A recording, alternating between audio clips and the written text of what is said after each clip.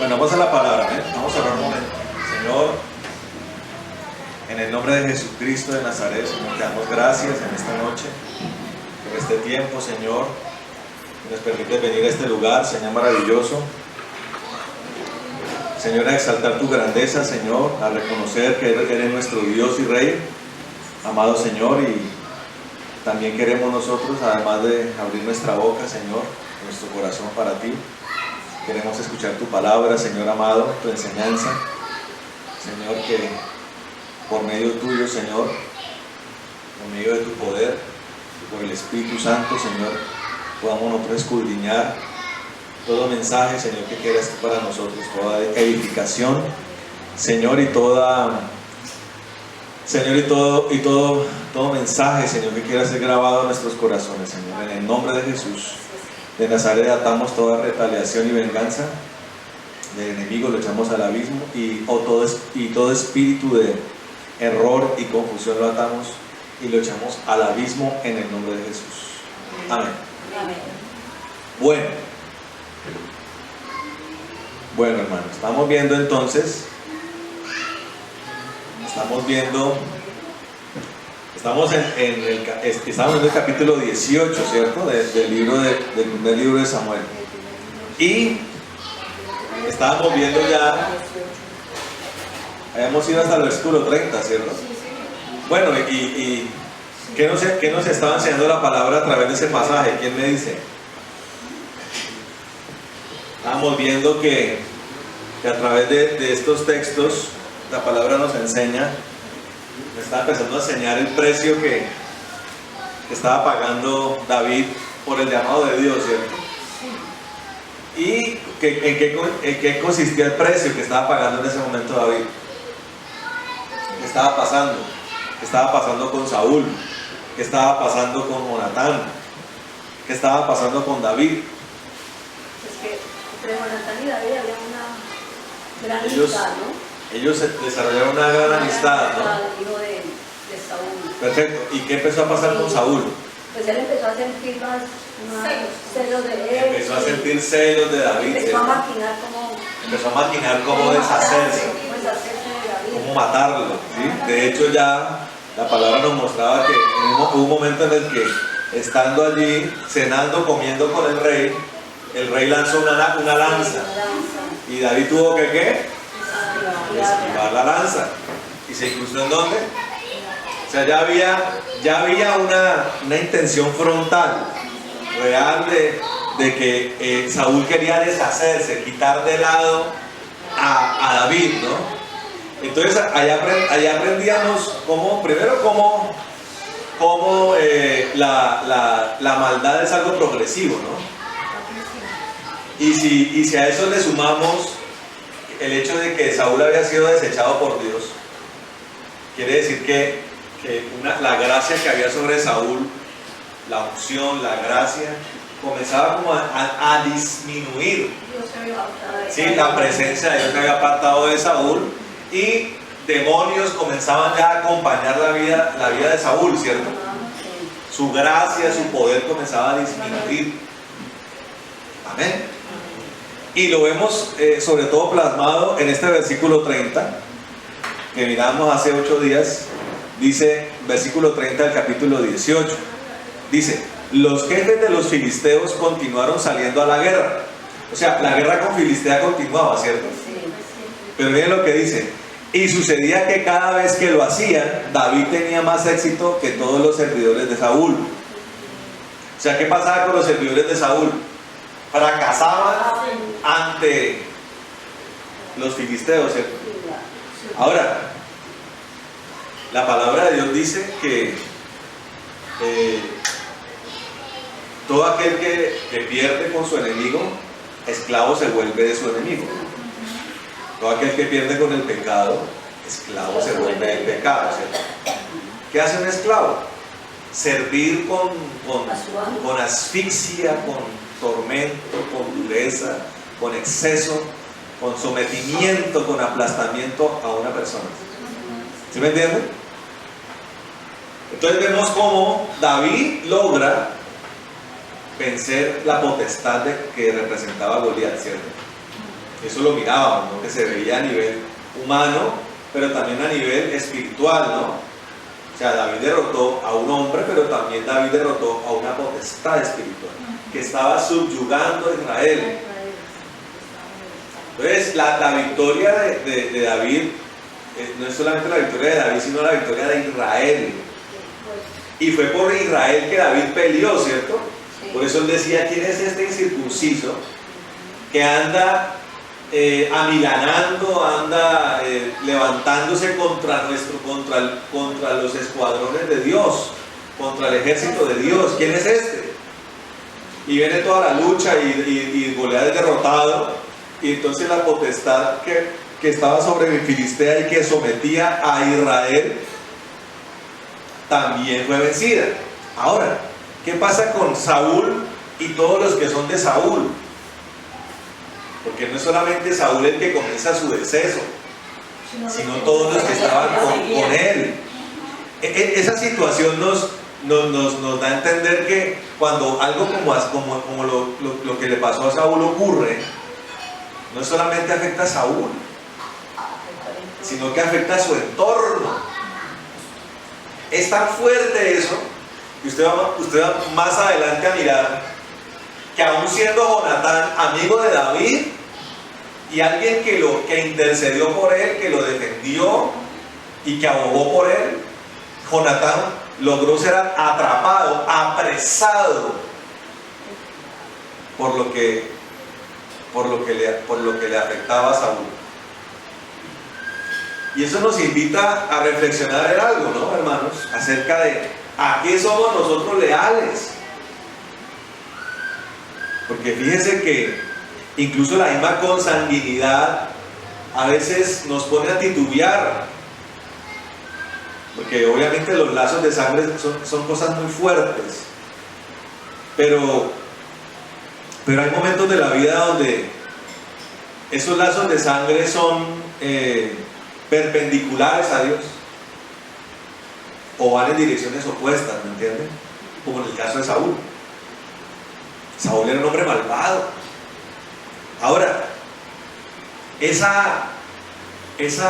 estado de paternidad que tenía Saúl sobre su hijo Jonatán obligaba a Jonatán a obedecer a su papá en todo.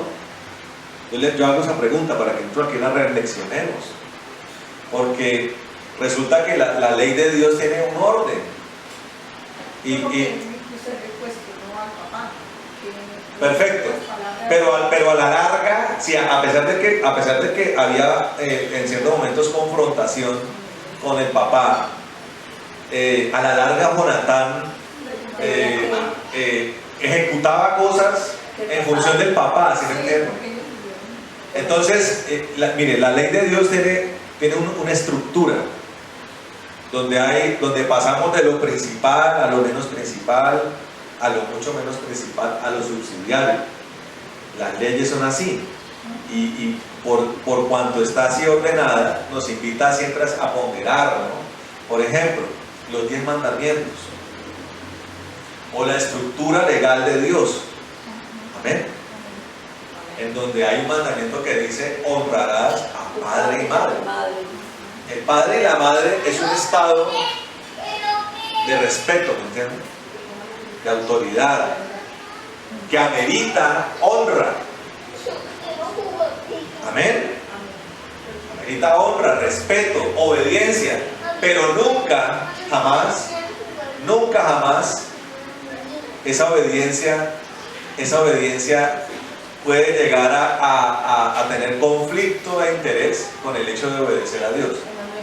No tiene que ir como en contravía. Perfecto. Hay momentos donde la línea se traza, ¿me entiendes? Y donde yo tengo que decidir si obedezco a mi papá terrenal o a mis papás, o obedezco a Dios. Y hay papás incluso que se saben la Biblia y dicen: es que mire, tiene que hacerme caso porque soy su papá. Pero si es que hacerle caso al papá terrenal termina siendo desobedecer al papá, a nuestro Padre Celestial, ¿qué gana? ¿Qué gana David? ¿Cómo así que qué gana? ¿Quién gana? ¿Obedecer al papá terrenal o obedecer a Dios? Obedecer a Dios. Ahora, obviamente para entender eso tiene que haber un conocimiento de Dios y de la palabra de Dios. Para uno no andar en un conflicto de caprichos. ¿Me entiendes? Por ejemplo, le voy a dar un ejemplo. La palabra de Dios nos dice que nosotros tenemos que predicar el Evangelio. O sea, eso es algo para todos los cristianos. Entonces, nuestro Padre Celestial dice, predique la palabra, sea testigo mío. Y se levanta el papá terrenal y dice, le prohíbo eso. Usted le tengo prohibido que hable la palabra. ¿Qué decide uno? ¿A quién obedecer, no? Perfecto. ¿A quién obedecemos entonces? Al Padre Celestial. Amén.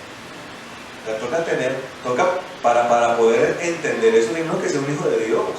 El que no es hijo de Dios, el que no es hijo de Dios con suprema facilidad va a desobedecer a Dios, pero con suprema facilidad lo va a hacer.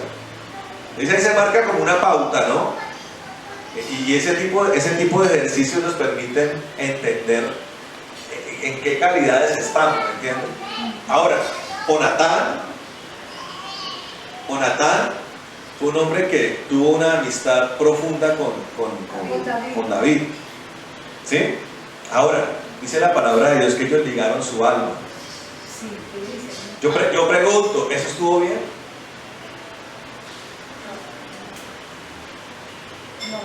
Porque es que uno a veces en los clichés cristianos le da uno por pensar que todo lo que hizo David estuvo bien. Y sobre todo lo que hizo antes de caer. Bueno, después de caer, después del partido todo el mundo es técnico, dice por ahí, ¿cierto? Después de que la selección gana o pierde, todo el mundo se vuelve técnico. Es que mire, ese fue el planteamiento que yo tenía. Yo sabía que la selección ganaba con ese planteamiento. Todos son técnicos y todos son ganadores, pero cuando pierde, pero es que mire, no me hicieron caso. Cuando pasan las cosas, todos se la saben, todo el mundo se la sabe. Entonces cuando David cae, es fácil decir, no, de ahí en adelante en todo falló David, o no volvió a ser el mismo. Pero antes de la caída, pregúntese uno, ¿todo se hizo bien? ¿Fue perfecto David en todo? No. David tenía una cualidad. Era un hombre que conocía a Dios. Y era, eso es lo que significa un hombre obediente a Dios. ¿Sí me entienden? Y sobre todo obediente a la voz de Dios, a la orden de Dios. Eso sobre todo vino a notarse mucho más siendo ya rey, pero antes de ser rey también tenía esa facultad, ¿no? Y lo veíamos en cómo operó la derrota de Goliat, que no fue algo improvisado, que no fue algo que él se imaginó, que no fue algo humano, sino fue algo muy de Dios, muy dirigido por Dios. Pero viene esta situación de dificultad, donde se levanta el propio rey de Israel contra David. O sea, tardaron años para que David llegara al trono del rey de Israel. Y durante todo ese tiempo David sufrió persecuciones, atentados. David sufrió una cantidad de situaciones muy complejas que necesitaban ser esas situaciones, porque no cualquiera va a ser el rey de Israel. ¿Me entiende? Y aplicado a nuestras vidas, cuando Dios quiere poner en nosotros una responsabilidad de eminencia, eso uno tiene que ser forjado, uno tiene que ser probado, uno tiene que ser medido. Por ejemplo, Dios quiere que uno sea un ministro del llamado al ministerio como tal. Puede haber un trecho largo, como le pasó al apóstol Pablo. Él fue llamado a ser apóstol y después pasó años después a ser apóstol. Y durante todo ese tiempo, Pablo también tuvo que ser probado, atribulado, forjado y pasado por fuego. Ahora, David entendía estas cosas, pero como a veces la situación se vuelve tan difícil nosotros los seres humanos también tenemos un área almática, un área emocional que es compleja. Y yo personalmente aconsejo que uno sepa rodearse y sepa evaluar la lealtad, la confianza, la fiabilidad de los que están alrededor de uno. Y uno también ser una persona leal, evidentemente, una persona confiable, se me entiende, una persona donde el que está al lado de uno pueda apoyarse. Todo arranca de uno, ¿me entiendes? Pero no es buena idea ligar el alma, hermano. Porque las emociones son traicioneras. ¿Sí me entienden? No es bueno. No es bueno. Y más cuando se supone que el alma tiene que estar llena de Dios. Amén. El alma tiene que estar llena de Dios. Nosotros tenemos un espíritu que es como un gancho, ¿sabía usted? Un gancho. Donde ese gancho se ancla al espíritu de Dios. Imagínese que ese espíritu tiene una sola ganzúa, no tiene ni dos ni tres. Esa sola ganzúa está hecha para agarrarse del espíritu, para anclarse allí. Ahora, si yo anclo eso a otra cosa, tengo un problema. Ahora, escuche muy bien esto. Yo puedo incluso sentir la presencia de Dios, yo quiero vivir experiencias espirituales, pero tengo alguna dificultad con tener plenitud en Dios, que es lo que algunas personas, en lo que algunas personas tienen problemas. Señor, yo siento tu presencia, yo he visto tu mano sobre mí, me he visto lo sobrenatural, pero por alguna razón no logro sentirme pleno. Es porque no ha logrado anclarse al Espíritu de Dios. Amén. Entonces, no ligar el alma facilita esto. Amén. No se trata de no tener amigos, no se trata de... No. De lo que se trata de esto es que si las cosas se hacen solamente por el Espíritu, van a ser perfectas. Amén. Así como dice la palabra, nosotros no sabemos cómo interceder, ¿cierto? Pero ¿quién sí sabe? El Espíritu. Amén. Él sí sabe cómo uno debe orar. Por eso se tiene que ser paciente. Se tiene que meditar con Dios qué es lo que tiene que orar. No arrancar como una locomotora loca, desbordada, desbocada. No, la gente que ora sí arranca como una motoneta, como un tren a vapor. Espere, no. Muchas veces ustedes, las intercesoras, se han dado cuenta que tenemos que hablar en la reunión para lograr en medio del hablar, no tontadas, no bobadas, sino cosas de Dios, lograr discernir cómo tenemos que orar. Y usted se ha podido dar cuenta, por ejemplo, que cuando lo hacemos así y oramos, las cosas pasan a los días. Uy, pastor, pasó esto, mire, o uno lo ve por las noticias cuando hemos orado por Colombia, pasó esto. Es porque oramos con eficacia. Y todo tiene que ver con eso, con anclarnos siempre al Espíritu, agarrarnos del Espíritu, amén. Ahora, David tenía una desventaja, y es que para el Antiguo Testamento la única posibilidad que había con el Espíritu Santo era que el Espíritu Santo caía sobre la gente, sobre algunos, caía. Amén. Dice el Salmo 133 que el aceite cae sobre Aarón. Hay una gran diferencia entre quedar empapado de aceite y que el espíritu se me meta hasta los huesos. Hay una gran diferencia. Como cuando usted se come un cono de chocolate, ¿cierto? Se le puede echar todo el chocolate que quiera, que quede una capa gruesa de chocolate. Pero si usted muerde el helado, ¿qué le va a salir en el centro? En la vainilla, ¿cierto? Y si usted lame los alrededores del helado, ¿qué va a pasar? Se va a desgastar el chocolate. ¿Y qué le va a quedar a usted? El helado de vainilla, ¿cierto? Ahora, imagínese que usted es el helado de chocolate con vainilla. El propósito de que el Espíritu Santo se le meta a usted es como si el helado dejara de ser ya de núcleo de vainilla, sino solo de chocolate. O sea, que se le meta. Amén. Que se le meta. Mire, nosotros tenemos que orar para que Dios se nos meta hasta lo profundo. Señor, lléname. No solamente decirle, Señor, ven sobre mí, sino lléname, Señor, que te me metas hasta los huesos. Y además, no solamente que se nos meta, sino que brote de nosotros. O sea, que se haya tan aborbotado lo que uno está viendo fluir, que empiece a brotar, a emanar de nosotros. Y en eso la iglesia tiene una enorme ventaja comparado con el pueblo del Antiguo Testamento. Amén. Recuerden que David, siendo el rey de Israel, un rey que como nunca hubo en Israel, él le decía al Señor, Señor, ¿quién es ese al que David llama rey? Y Señor, ¿cómo así? ¿Quién es ese?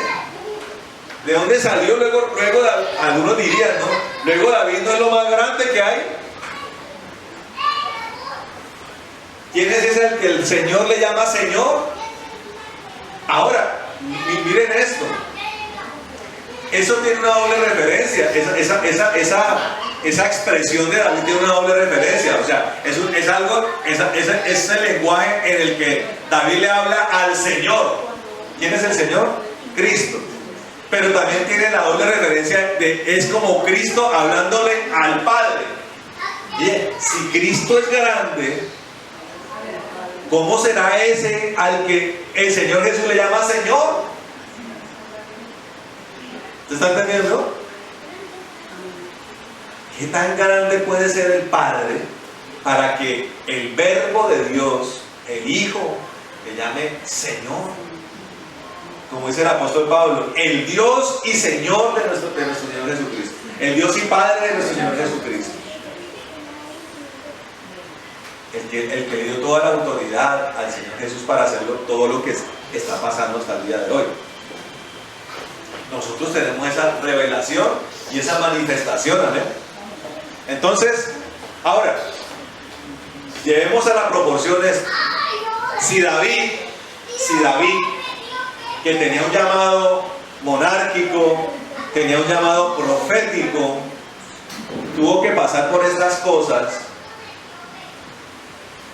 ¿cómo nosotros, la iglesia, a nivel general y a nivel individual, no debemos pasar por cosas aún más tremendas? Más tremendas, pero al mismo tiempo con una recompensa más gloriosa. Amén. Siempre lo anterior se reconoce como algo menor. Siempre la expectativa y la esperanza está dirigida a algo superior.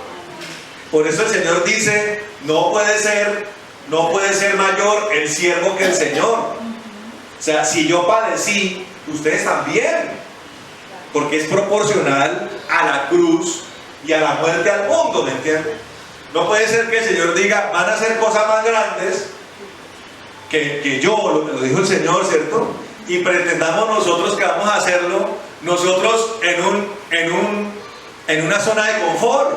No, hermano. No. Es como por ejemplo hoy. Señor, la gente le está pidiendo cosas a Dios. Señor, dame, págame las cuentas, sáname, tócame, bendíceme. Y en vez de la gente estar hoy acá en la iglesia, está la gente baldoneando camisetas de la Selección Colombia. Eso es una zona de confort. Y morir es romper esa zona de confort. Ir dirigido a eso. ¿Me entienden? Porque el Señor Jesús fue voluntariamente a la cruz. creer que es que el Señor salió corriendo y fue que lo agarraron y se fue y pasó el mar de Galilea para que no lo agarraran, es una mentira, ¿me entienden? Él se entregó, aquí estoy, durante 3 años y medio, lo trataron de agarrar para apedrearlo, para tirarlo por el despeñadero, para ahogarlo, ¿y pudieron hacerlo? No.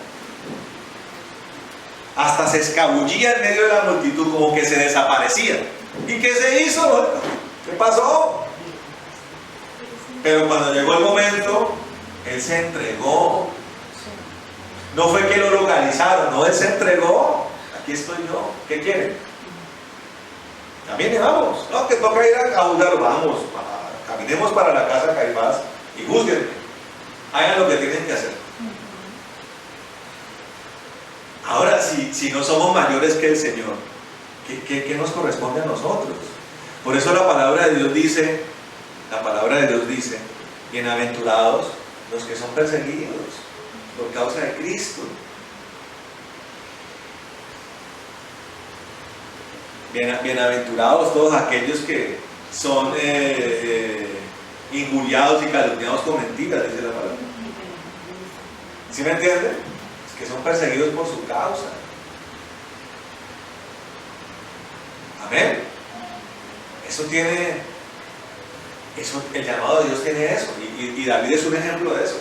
Le tocó empezar a sufrir estas cosas. Ahora, mire, esto es más aterrador aún, porque de hecho, en muchos lugares de la iglesia, en muchas congregaciones, se viven estas confrontaciones que aquí se ven a un nivel terrenal, pero eso tiene un trasfondo espiritual. Que la casa de Saúl persiga a la casa de David es algo que se ve en la historia bíblica, pero es algo que se ve en lo espiritual y aún hoy pasa.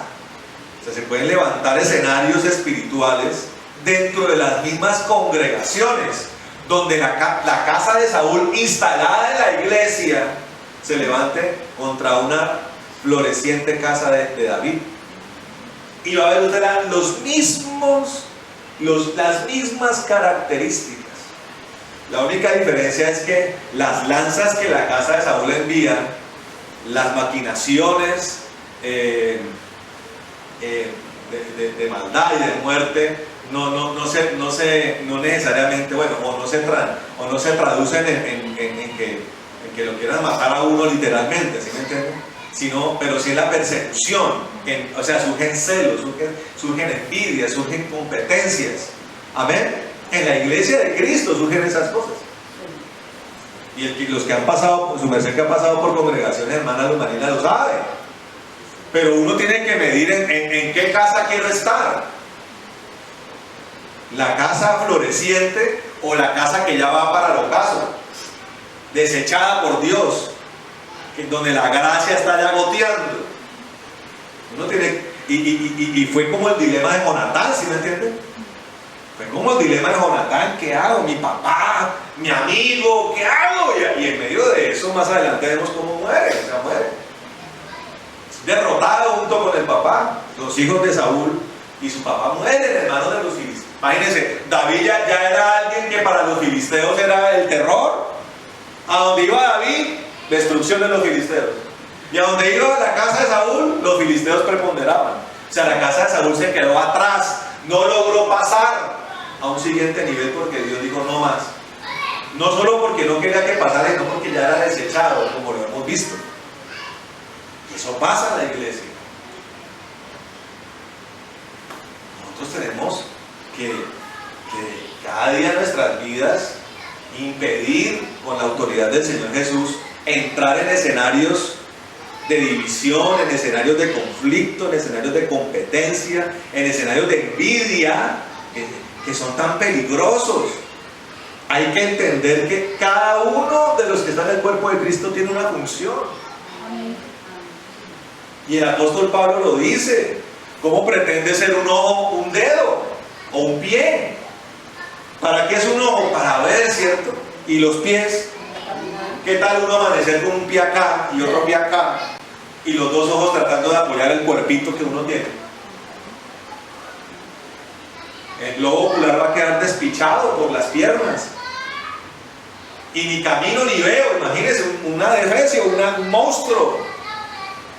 Pero el problema de la iglesia es ese, que se permiten las competencias, que se alimentan las envidias. Ahora, eso pasa. Esas son cosas incluso inevitables, sobre todo cuando la iglesia crece. Ahorita nosotros somos una iglesia pequeña, pero muy posiblemente crezcamos y tengamos que enfrentarnos a posibles escenarios de ese tipo. Ahora, uno tiene que manejar las cosas de tal forma que uno no sea el que provoque esas cosas. Amén. Uno tiene que ser irreprensible, irreprochable, y en la menor medida permitir que eso pase. Pero hay cosas que tienen que pasar, que son inevitables. Una de ellas es que la cizaña crezca con el trigo, dice la palabra. Eso es inevitable. Y el que se ponga a andar cortando cizaña, dice el Señor, cuidado, no ande cortando trigo. Entonces deje que eso crece ahí. Los que se encargan ya de discernir quién es cizaña y quién es trigo son los ángeles del cielo, dice la palabra. En el día del Señor, el arrebatamiento, resurrección, ahí se va a saber quién es quién. Uno por lo pronto tiene que estar metido en la dimensión de Dios, que le permita a uno confirmarse y corroborarse como un trigo, con buen fruto, con fruto de Dios, amén, lleno del Espíritu, amén. Ya no sobre uno, sino metido en uno. Y creo que eso hace parte de la diferencia entre la cizaña y el trigo. El trigo verdadero, que como savia le corre el espíritu, amén. A la cizaña no. Podrá salpicarle el agua, la unción, pero no la tiene por dentro. Esa es la gran diferencia entre el religioso, que es un verdadero hijo de Dios, que el espíritu le corre por las venas. Por eso la necesidad de ser bautizados, de ser sumergidos en Dios. Amén. No sé si hay aquí alguna pregunta.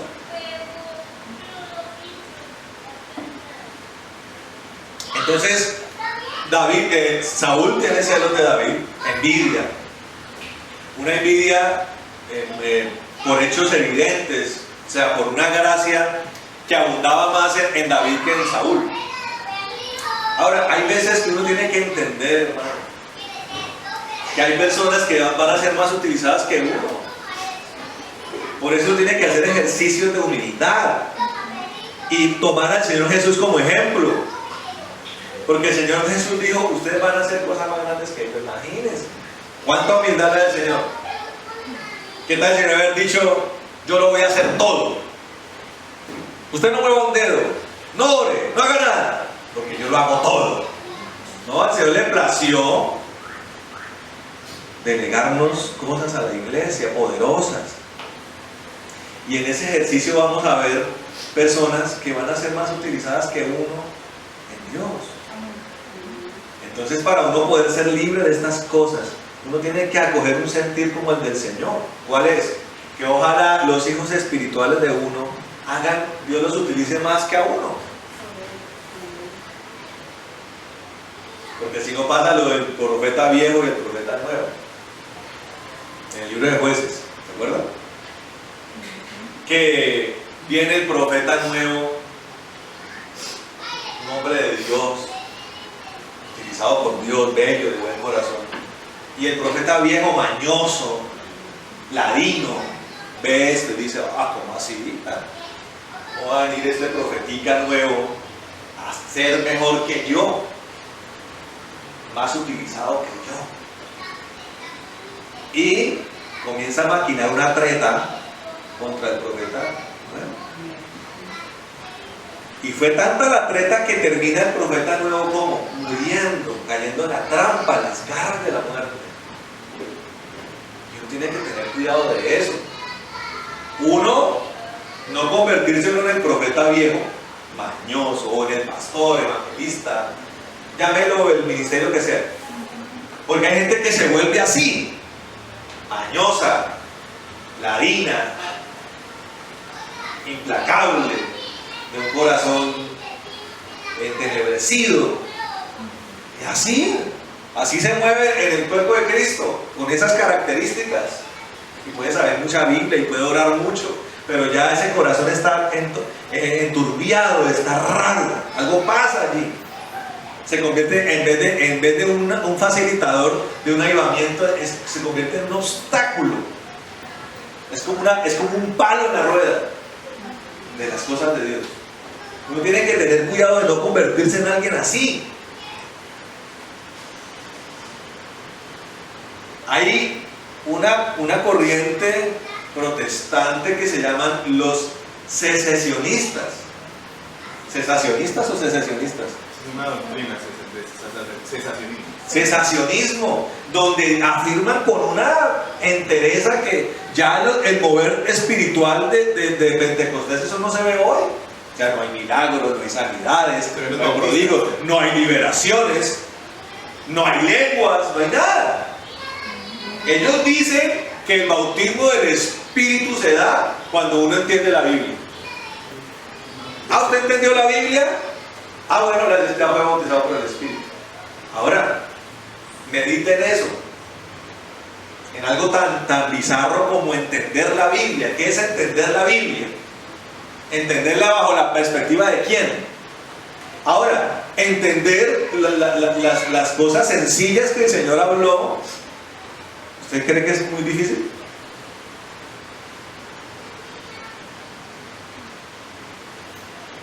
En el concepto, en la teoría es difícil entender. En la teoría, en la práctica es otra cosa. Entender que Dios quiere que amemos a nuestros enemigos. En la teoría se entiende difícilmente o se entiende fácilmente.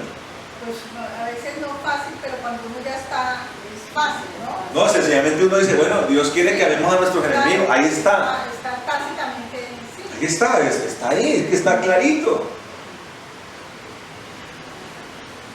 Ahora, para pasar de la teoría a la práctica, ¿a quién necesitamos nosotros? Al Espíritu de Dios. Y si le cierran las puertas,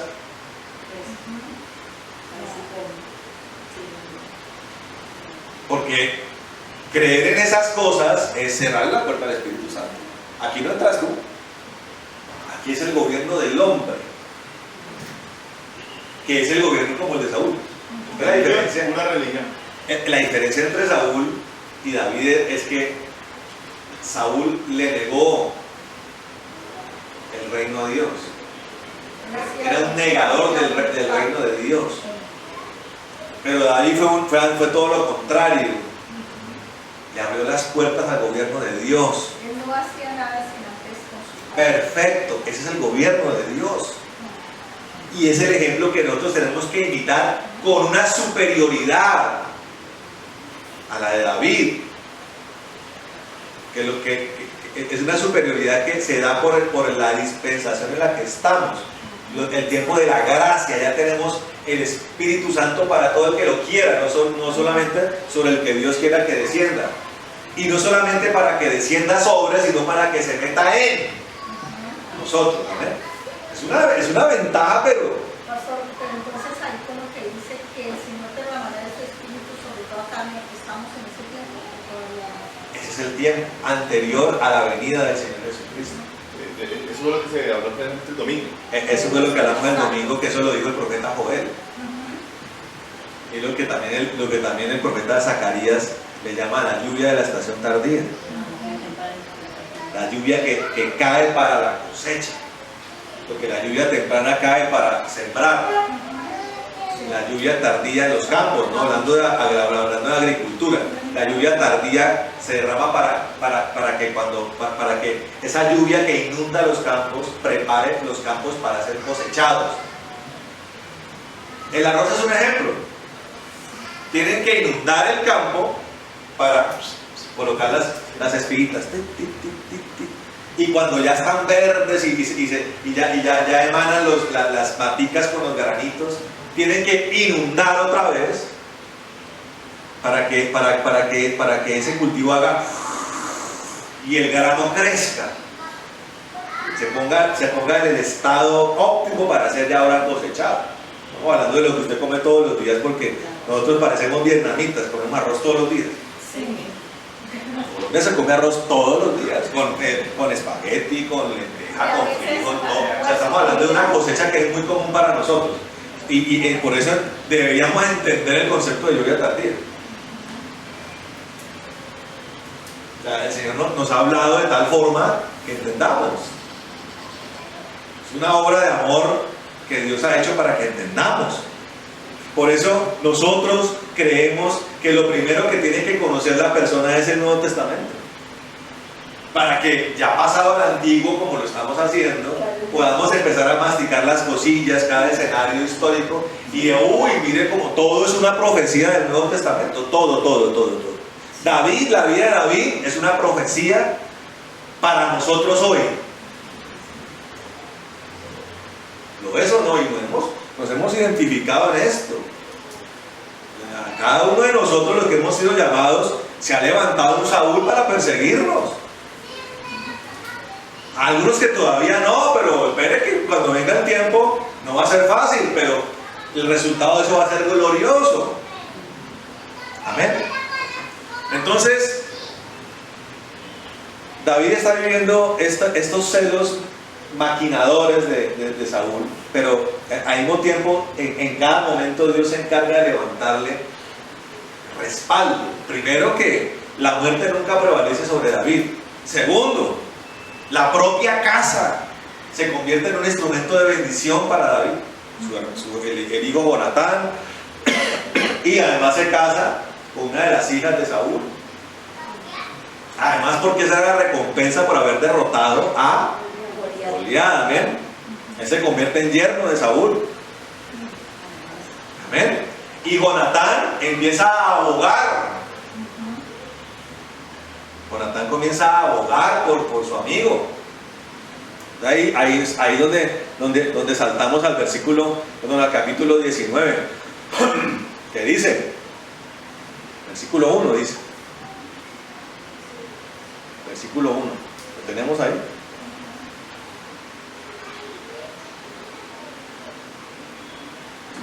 Dice: Saúl habló a su hijo Jonatán y a todos sus servidores para dar muerte a David. Pero Jonatán, hijo de Saúl, amaba mucho a David. Y Jonatán dio aviso a David diciendo: mi padre Saúl procura matarte. Ahora, por favor, ten cuidado durante la mañana y escóndete en un lugar oculto. Yo saldré y estaré al lado de mi padre en el campo donde tú estés, y hablaré de ti a mi padre. Si percibo algo, te lo avisaré. Jonatán habló bien de David a su padre Saúl y le dijo: no peque el rey contra su siervo David, porque él no ha cometido ningún pecado contra ti. Al contrario, sus obras te han sido muy beneficiosas. ¿Fueron beneficiosas? ¿No era el hombre que utilizaba a Dios para calmarlo? ¿No era leal? ¿No era respetuoso David de su rey? Dice acá: Él arriesgó su vida cuando mató al filisteo, y el Señor dio una gran victoria a todo Israel. Tú lo viste y te alegraste. ¿Por qué pues pecarás contra sangre inocente, dando muerte a David sin motivo? Al oír Saúl la voz de Jonatán, juró: vive el Señor que no morirá.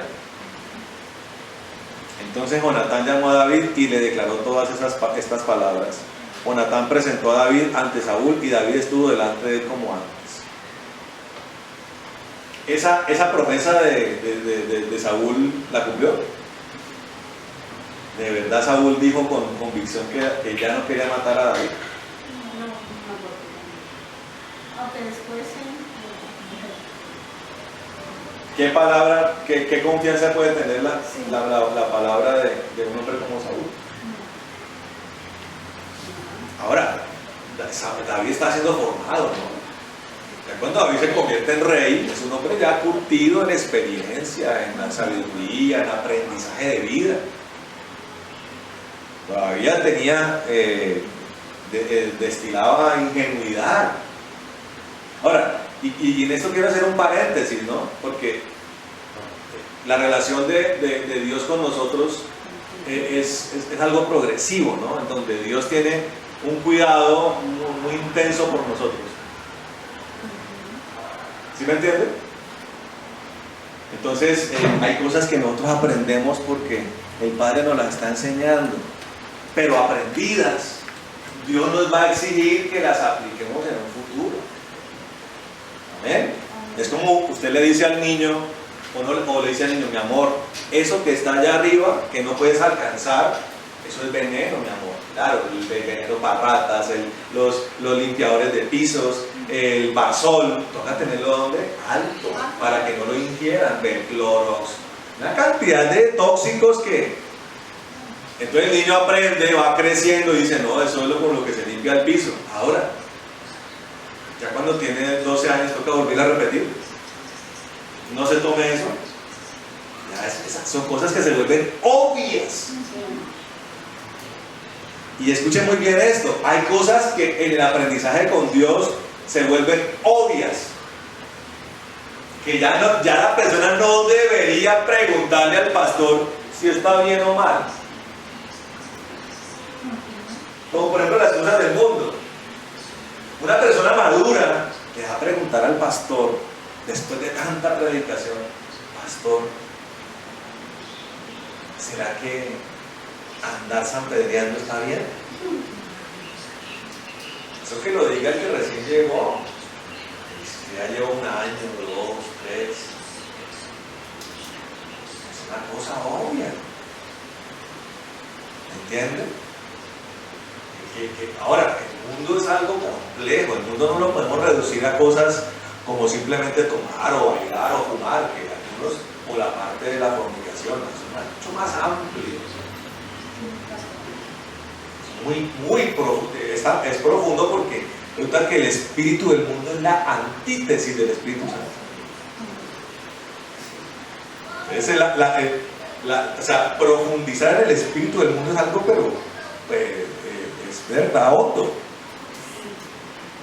Tiene una cantidad de cosas, relaciones sociales, idolatrías en el corazón, concupiscencias, iniquidades, que todavía no continúan marchando y que uno no ha tenido como la vehemencia de cortarlas, de verdad pasar uno a una evolución en la vida cristiana preponderante, vectorial, vertical. Porque hay gente que se queda en eso. Ya no tomo, no, muy bien. Ya no fumo, no, muy bien. Y ya listo, ¿cuándo se abre el cielo para mí? No está yendo, mire, de hecho el Dios con el Dios que hoy trata de competir con el Dios de Israel se llama, ya no son, o sea, para una persona que ya está en la vida cristiana, posiblemente un muñeco de madera o de mármol o de oro no representa un peligro. ¿Sí me entiende? Para usted y para mí representa un peligro, una amenaza, y es que paso por una parroquia y tengo todavía ganas de adorar. Ya eso no le pasa a una persona que está en la vida cristiana. Pero entonces el Señor dice que hay un Dios que sí es peligroso, que maneja mucho el tema del mundo, que se llama el Dios Mamón.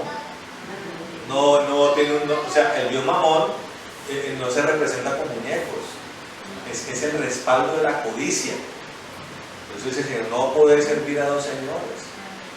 Ya está detectando un problema en la iglesia, un amor por las cosas materiales, ahora bajo un rótulo peligroso, que es el rótulo de la bendición de Dios, o la bendición terrenal de Dios. Eso es peligroso, hermano, y en eso anda mucha iglesia, que viene a ser la iglesia de la Odisea, que dice, es lo que dice el Señor a la Odisea, dice, mira, yo no lo busqué, yo lo leo rápidamente, lo dice en la Odisea, dice en el capítulo 3,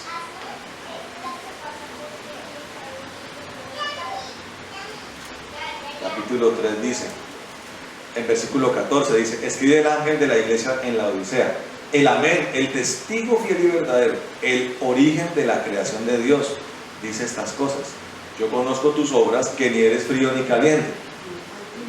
Ojalá fueses frío o caliente. Así porque eres tibio y no fuiste ni no frío ni caliente, estoy por vomitarte de mi boca. Y que tú dices, mira, aquí está el problema. Soy rico, me he enriquecido y no tengo ninguna necesidad. Y no sabes que tú eres desgraciado, miserable, pobre, ciego y desnudo. Porque el que le ha dado esas cosas no es Dios. Entonces dice, yo te aconsejo que de mí compres oro refinado por el fuego para que te hagas rico, y vestiduras blancas para que te vistas y no se descubra la vergüenza de tu desnudez, y colirio para unir tus ojos para que veas. Ahora, ese para que veas hay que mirarlo detenidamente. Hay una ventaja que tenía David. Era un hombre que se metía tanto en la presencia de Dios que recibía revelación de Dios. Por eso los salmos que él escribió son tan ricos espiritualmente. Describen muy bien quién es Dios. O sea, David tuvo ese privilegio. Vio a Dios, lo percibió, tuvo relación con él. ¿Correcto?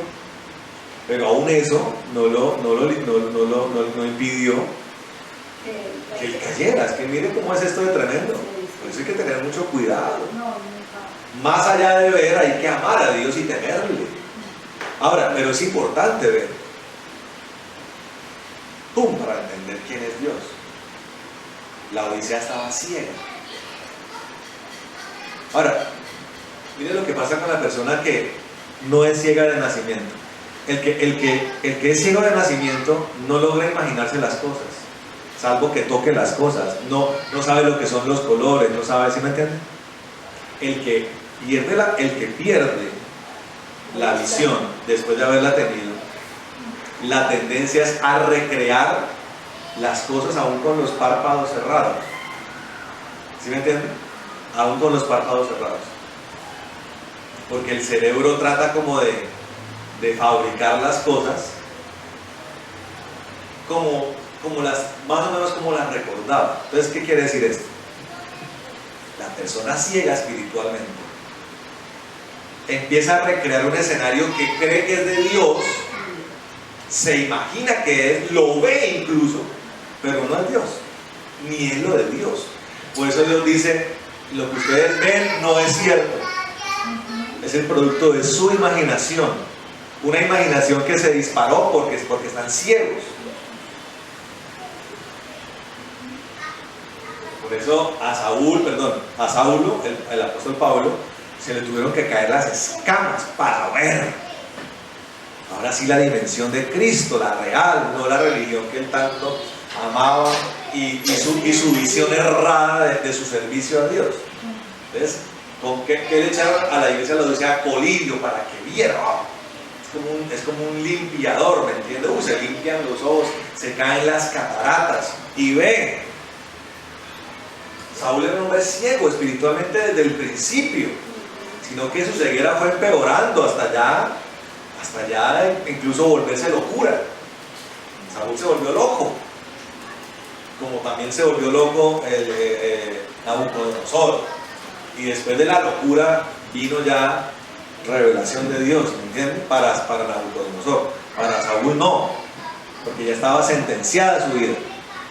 Era inevitable el deceso de Saúl, ya era estrepitoso, estaba desencadenado, ¿ven? Entonces,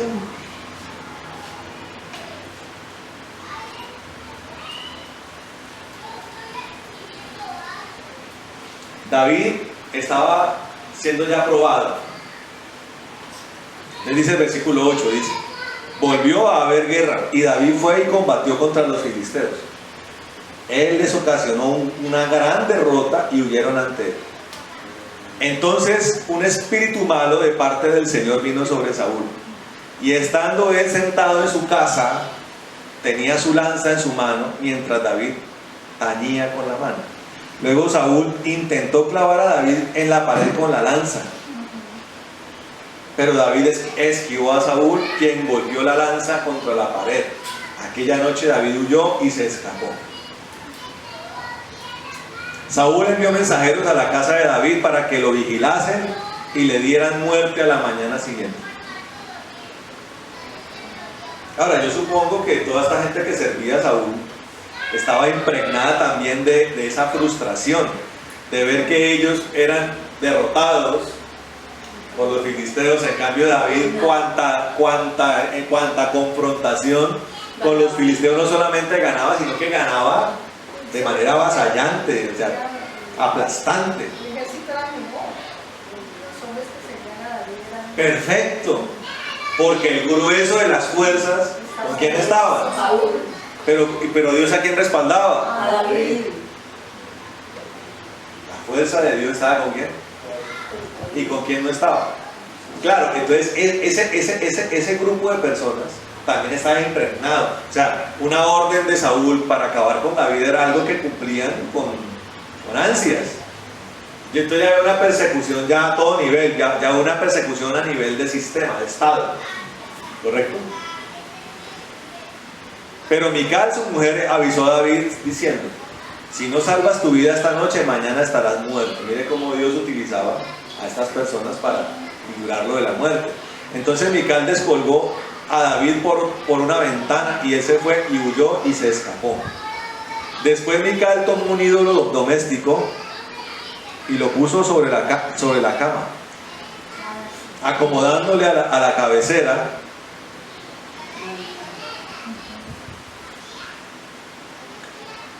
Y lo puso sobre la cama, acomodándole a la cabecera una almohada de cuero de cabra y cubriéndolo con la ropa. Y cuando Saúl envió mensajeros para que prendiesen a David, ella respondió: está enfermo. Saúl volvió a enviar mensajeros para que viesen a David, diciendo: traédmelo en la cama para que lo mate. Entraron los mensajeros, y aquí que el ídolo estaba en la cama, y una almohada de cuero de cabra a su cabecera.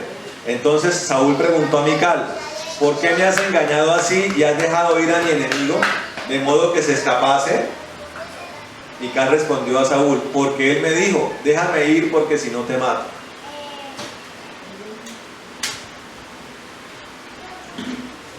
O sea, seguramente Salvo el pellejo. salvando el pellejo, le mintió. Obvio.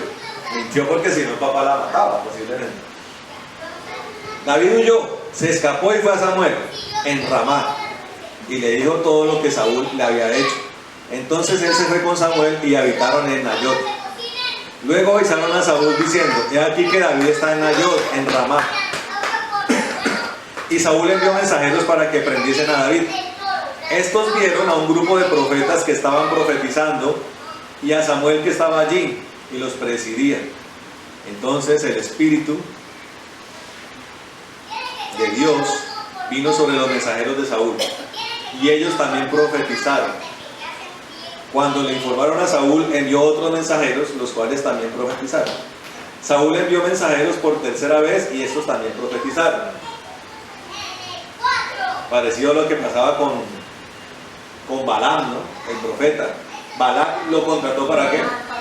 Para que maldijera Israel. ¿Y qué hacía? ¿Y qué terminó haciendo Balaam?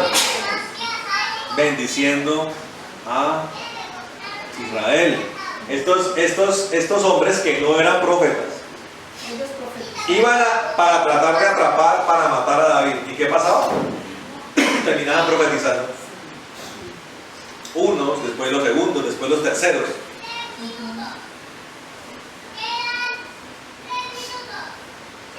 Dice: finalmente él mismo fue a Ramá y al llegar al gran pozo que está en Secú, preguntó diciendo: ¿dónde está Samuel y David?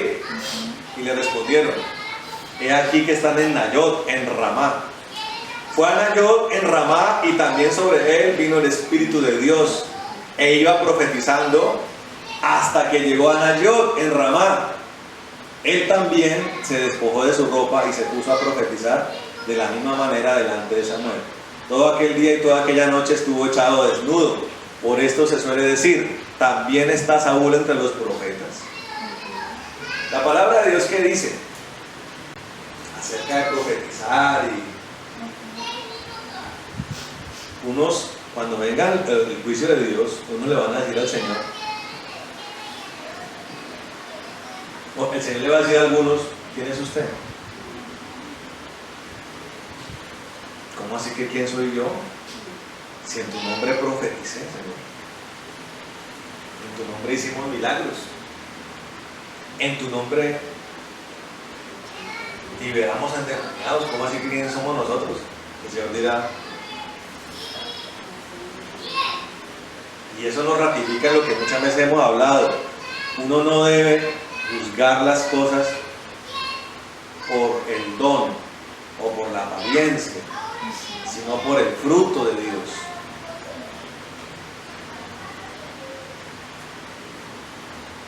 Uno se pone a pensar acerca del primer mártir que fue Esteban.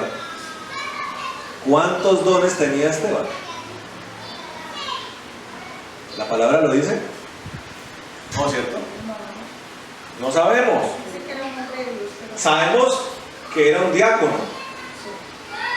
Ahora, Dios suele investir las cosas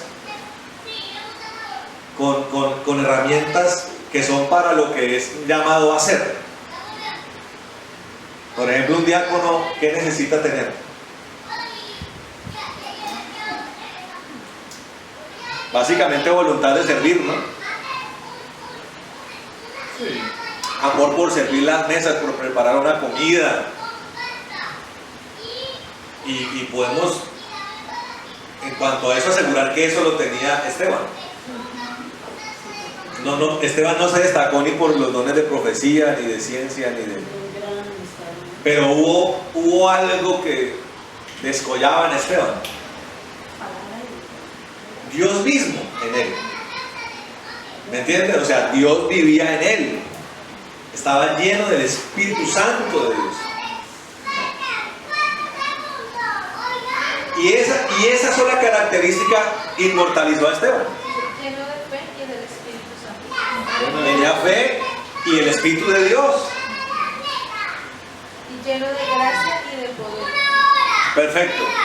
¿Qué es lo más importante que nosotros debemos tener?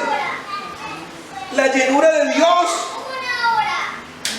Así interprete lenguas, lo tenga o no lo tenga, palabra de sabiduría, don de ciencia.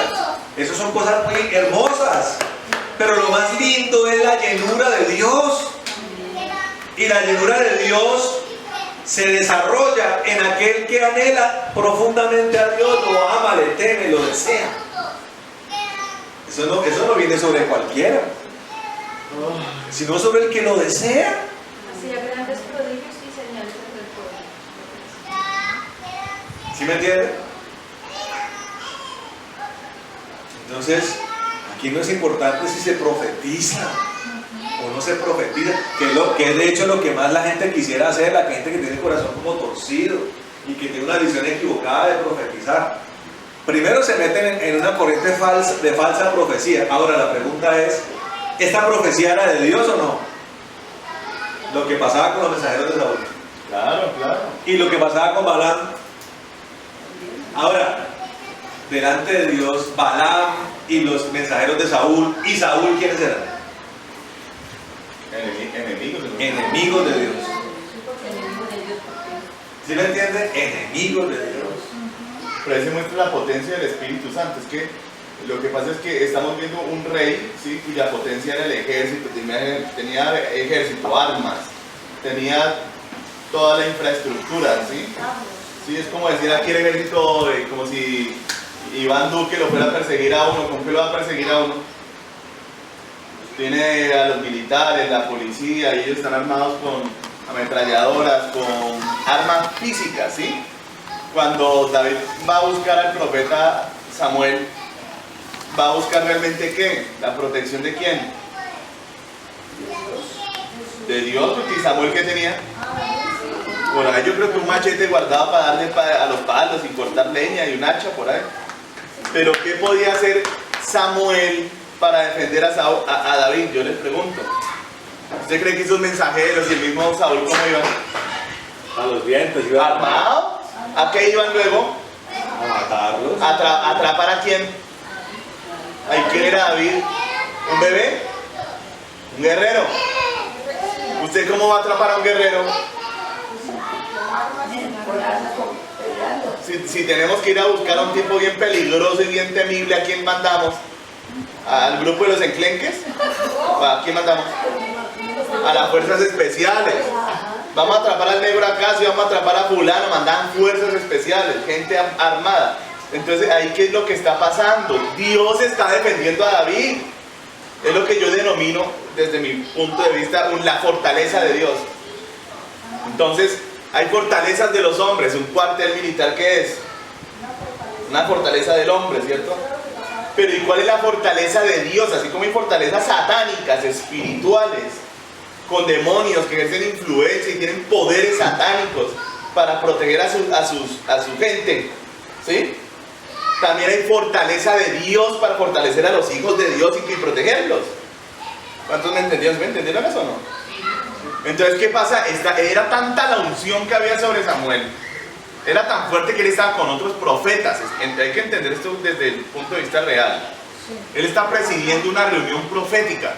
Todos los profetas están delante de él. ¿Qué es profetizar? No es solamente decir el futuro. Profetizar no es como una adivinación, no. Profetizar puede ser una alabanza que es guiada por el Espíritu Santo, o sea, donde el hombre pierde el control y entra el control del Espíritu. Yo no sé si lo han sentido alguna vez, donde la alabanza se vuelve una cosa indetenible en uno. Si no han vivido, ese es un tipo de profecía. Es el Espíritu de Dios tomándome para profetizar. ¿Qué es profetizar? Hablar las maravillas de Dios. Amén. Pero no por la carne, no por el intelecto del hombre, sino por la potencia del Espíritu Santo. En Pentecostés, cuando vinieron las lenguas, todos escuchaban las lenguas en sus idiomas. ¿Qué dijo la gente? ¿Escuchamos qué? Que hablan las maravillas de Dios en nuestros idiomas. Significa, ellos están profetizando en lenguas. ¿Sí se comprendió? Entonces, ¿qué pasó? El Espíritu de Dios, que tiene a su ungido, que es David, lo está guardando. ¿Sí? ¿Cómo lo iba a proteger él de las fuerzas especiales que mandaron para agarrar a David? ¿Cómo? A través del Espíritu Santo, de la profecía, los capturaba. Usted tiene que entender cuánto poder tiene el Espíritu Santo para que usted aprenda a tener confianza en el Espíritu Santo. Porque es que a veces pensamos que como el Espíritu Santo es sensible, porque sí, dice que es como paloma.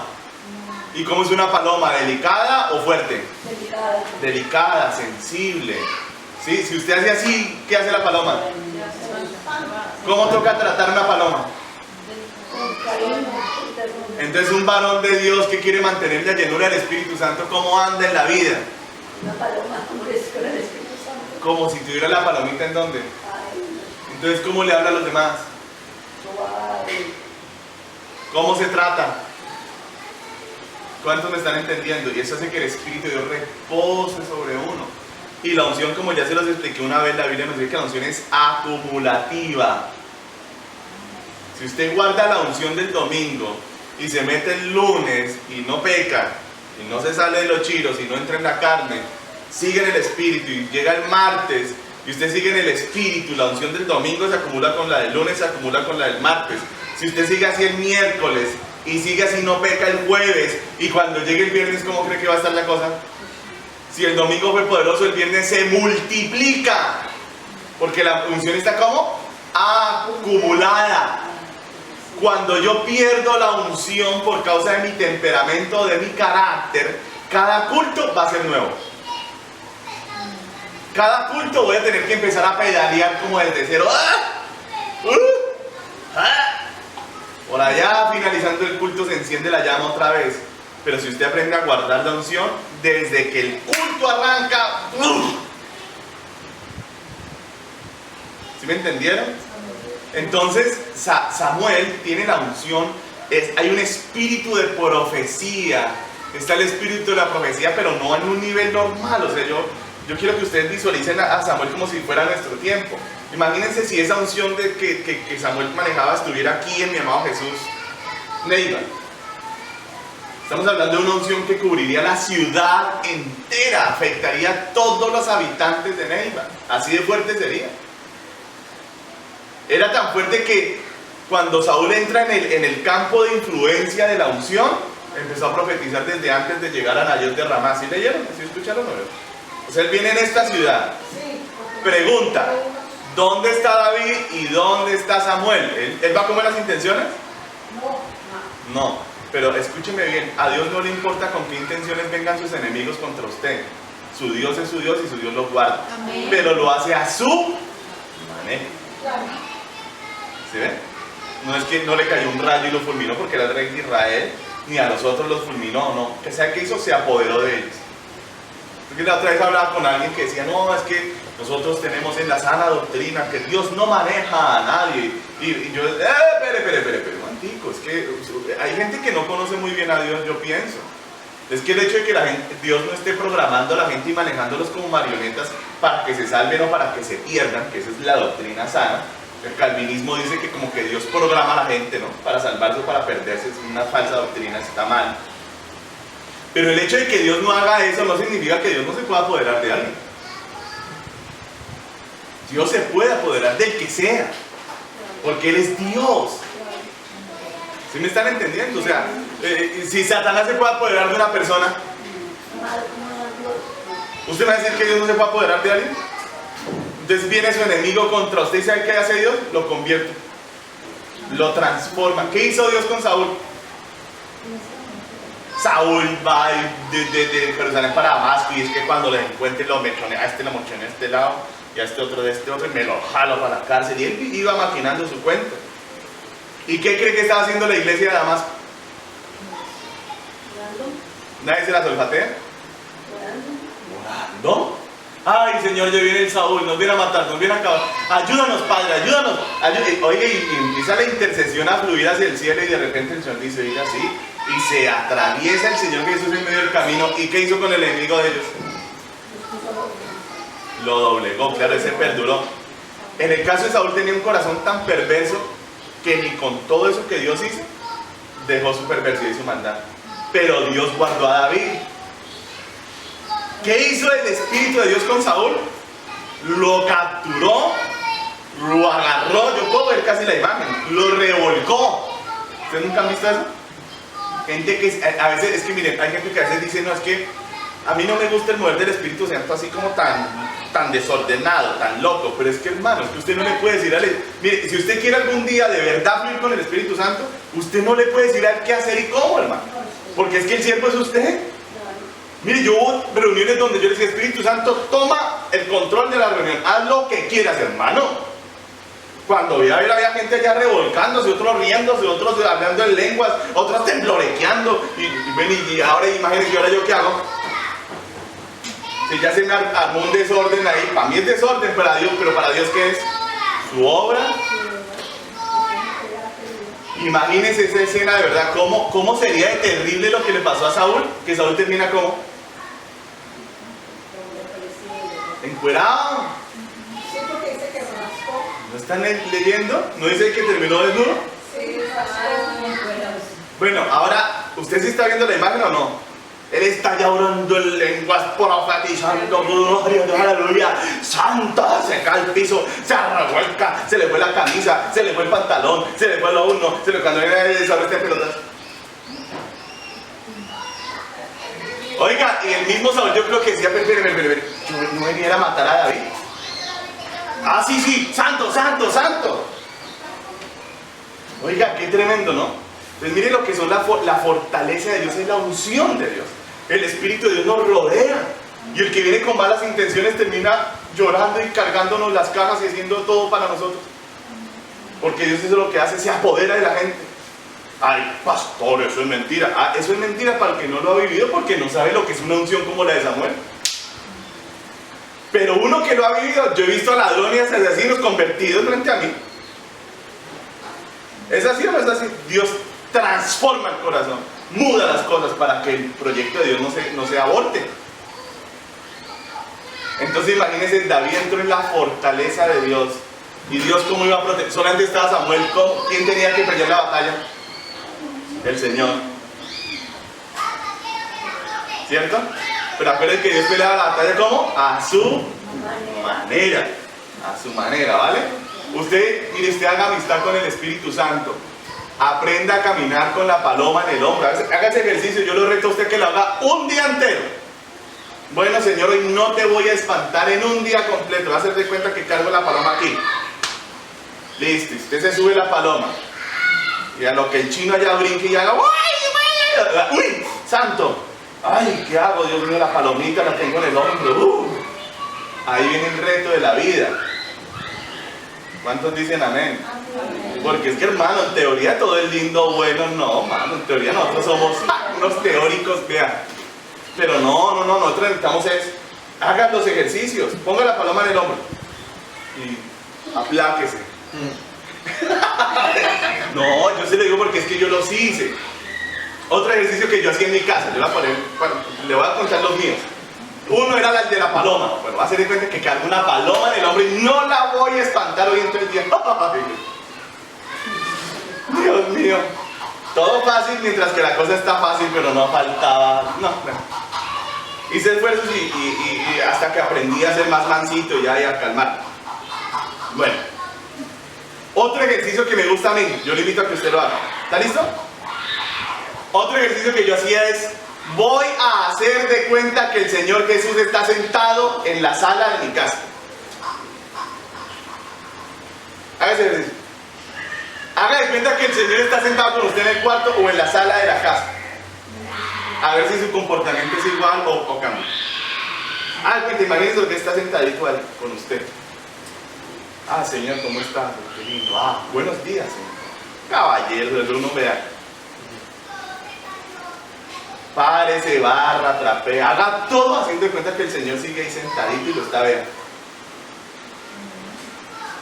Haga esos ejercicios y verá cómo el comportamiento de uno se altera profundamente. Amén. Ahora, cuando esa unción está en esa potencia, podemos esperar cualquier cosa, hermano. Mire todo lo que está pasando. Dios cogió a los enemigos de David y de Samuel, porque el Samuel ese temeroso, ¿se acuerdan? Que fue allá a Belén a ungir a David, que andaba, Señor, uy, me va a matar, y ahora yo qué hago. Ese es el mismo Samuel. Está otra vez Samuel como en la unción, está avivado, está en la potencia del profeta. Que venga el que sea, dijo Samuel. Y todo el que iba llegando, ¡pum! Caía, ¡pum! Caía, ¡pum! Caía, ¡pum! Y todo el mundo a profetizar. Y Dios guarda a su siervo David. Amén. Nunca se olvide que el mismo espíritu que estaba con ellos es el mismo espíritu que está aquí en esta noche con nosotros. Amén. Hónrelo, ámelo, cuídelo, aprenda a bajarle, cuídelo, y él hará la obra que usted ni yo podemos hacer. ¿Podía hacer algo Davidcito? No. Pero ¿quién podía? ¿Quién va a cambiar los hijos de uno? ¿Quién cambia la congregación? ¿Quién transforma las vidas y los corazones? ¿Yo? Él. ¿Amén? Bueno, ya, y eso es todo. Bueno, hermanos, vamos a dejar ahí, ¿vale? Vamos a dejar ahí para que, amén, no extendernos más y dejarlo en ese punto, ¿no? Esa reflexión que el pastor está haciendo acerca de que mire todo cómo de manera prodigiosa, incluso de manera como impredecible, el Espíritu Santo respaldaba a su siervo, al siervo del Señor, ¿sí? O sea, a David, y lo hizo a través de pues fue tan poderoso lo que pasó en ese momento que hasta el día de hoy todo el Talmud, la costumbre judía dice que Saúl en algún momento fue profeta, pues. Y fue por ese momento. Se volvió refrán, imagínense. Fue ese momento que pasó. Y fue la forma en la que el Señor se glorificó en la vida de David y en la vida de Samuel el profeta. Vámonos de pie, hermanos. Pero todo nos lleva al mismo punto, ¿no? El Espíritu Santo es lo más importante. Es lo más importante. Él es el protagonista, el centro de este tiempo para nosotros. Y de este tiempo y el tiempo que nos queda. Amén. Y lo más importante es la llenura. Ya los detalles de lo que Dios quiera con uno, en dónde, cómo, con qué dones, eso Dios lo irá manifestando, lo irá mostrando y lo irá desarrollando. Pero eso no es lo más importante. Por decirlo así, nuestra obsesión debe ser el Espíritu de Dios. Amén. Y no tiene por qué dejarlo de ser. Vamos a orar. Vamos a pedir al Espíritu Santo que esté con nosotros. Que si por alguna razón lo hemos contristado con nuestros actos a veces, con el uso de nuestros sentidos equivocadamente, pues pedámosle perdón al Espíritu de Dios. Señor de la gloria, hoy te bendecimos en esta noche. Señor, te alabamos y te glorificamos, Dios bueno. En el nombre de Jesús de Nazaret, Señor, hoy venimos delante de tu presencia, Señor. Delante de tu presencia. Pidiéndote perdón, Señor, si te hemos contristado, Señor, Señor maravilloso, si te hemos fallado. Perdónanos, Señor. Queremos tener una alta sensibilidad, Señor. Pone en nosotros ese sentir, Señor maravilloso, la capacidad de detectar, Señor, cuándo estamos fallando, Señor, cuándo estamos pasando de tono un comportamiento, Señor, cuándo una palabra, algo que no se debió ver, algo que no se debió hablar, algo que no se debió escuchar, te ha contristado, Señor. Dudas, Señor, cobardías, incredulidades, Señor, perdónanos en esta hora si tal vez en algún momento también, Señor, apareció, emergió un temor por los hombres. Perdónanos en esta noche, Señor. Amén. Y queremos pedirte que estés con nosotros, Señor, te necesitamos a ti, porque tú eres el que necesitamos que se meta en nuestras vidas hasta lo profundo. Amén. Hasta lo profundo de nuestros corazones, hasta lo profundo de nuestra alma, Señor, sellándonos, sanando las heridas de nuestra alma, las fisuras, lo que trató de partirse, de fracturarse. Tú lo sanas, tú lo restauras, Señor. Es por el poder que viene contigo, Señor, en el nombre de Jesús, que hay libertad, Señor, y todo lo que pasa en el mundo espiritual es hecho por ti, en el nombre de Jesús. Liberaciones, sanidades, Señor, prodigios, señales. Lo haces tú, Señor, el poder tuyo, la defensa que haces de nosotros, Señor maravilloso, la intercesión, la mediación que haces por nosotros, Señor, es por ti, Señor, el consuelo, el refrigerio, Señor.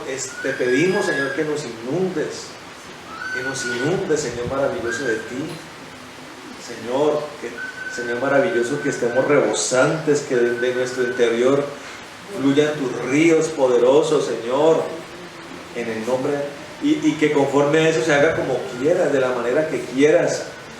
Cada momento tiene diferentes desarrollos, diferentes elementos, diferentes diseños, diferentes estrategias.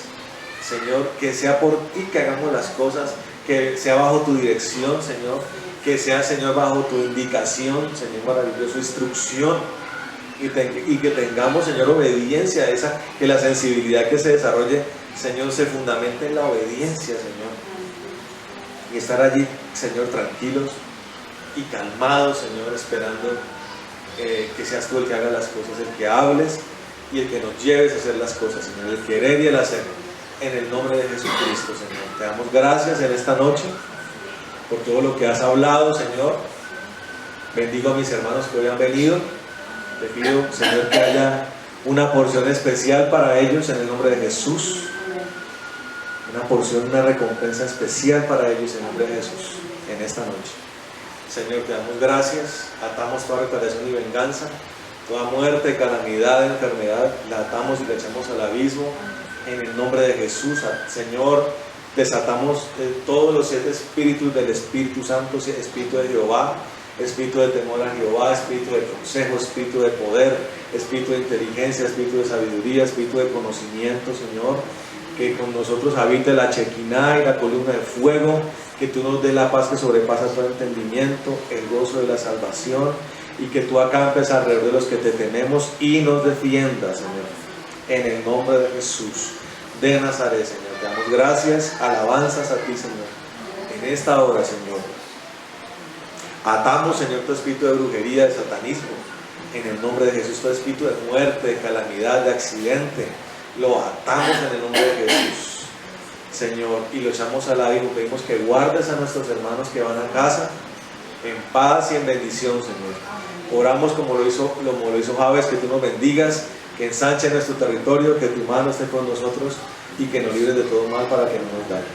En el nombre de Jesús. Atamos todo espíritu del caballero de la noche y de Morfeo y lo echamos al abismo en nombre de Jesús. Danos descanso, Señor, y danos, Señor, paz en esta noche en nombre de Jesús.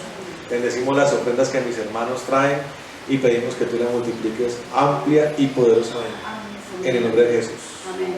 Amén y amén. Bueno, hermanos, que el Señor los bendiga. Amén.